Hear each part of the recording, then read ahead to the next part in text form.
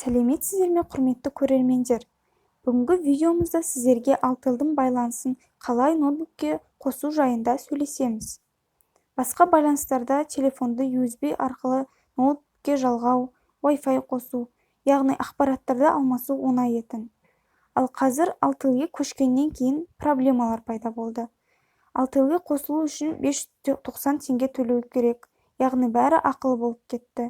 Өзімнің ноутымды басқа құрылғыларда қолдана алмаймын.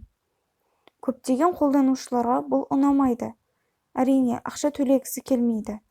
Мен де бұған ай сайын ақша төлегім келмейді. Сондықтан біз сіздерге қалай оңай кіруге болатынын көрсетеміз.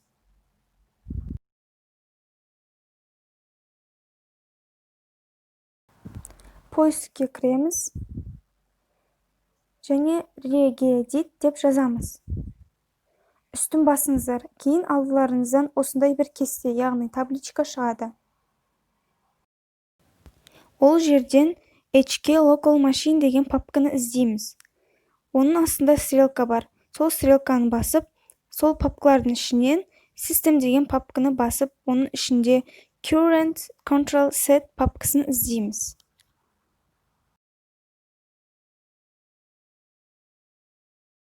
Видеоны тоқтатып жаймен асықпай көріп алыңыздар. Себебі көбісі осы жерден шатасады. Енді Services папкасын тағы басып, T әрпіне қарай түсіріңіздер.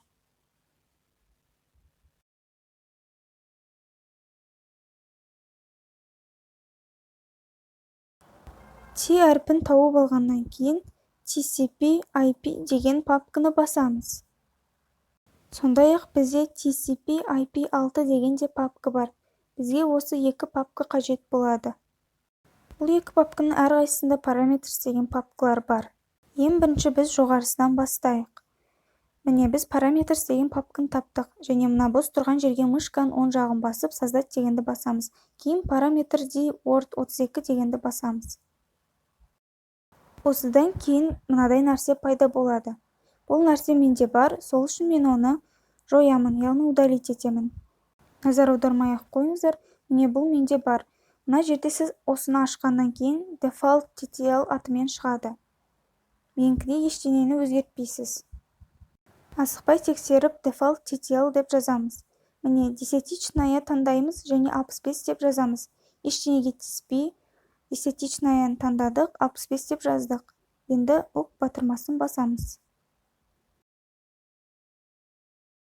Міне дәл осындай жағдайды екінші TCP/IP6 папкасында жасаймыз, яғни параметрге кіреміз, қайтадан оң жақ батырманы басып, Parameter D Word 32-ні басамыз. Осыны басқан кезде осындай көк нәрсе шығады. Осы нәрсені екі рет басамыз, бізде бұл папка жаңа параметр деп тұрады. Сіз оны Default TTL-ға өзгертесіз. Қайтадан десятичнаяға басып, 65 деп жаздық. Ок батырмасын басыңыз. Осыдан кейін сіз компьютеріңізге немесе ноутбугыңызға перезагрузка жасаңыз. Енді сіз оңай телефонмен кіре аласыз. Енді телефоныңыздан режим модеманы қосып, осы төлемдерсіз-ақ сіз ноутбугыңызды Wi-Fi қоса аласыз. Егер мен сіздерге көмегім тисе және видео ұнаса, осы каналға тіркеле кетіңіздер, лайк басыңыздар, және сұрақтарыңыз болса комментарийға жазыңыздар.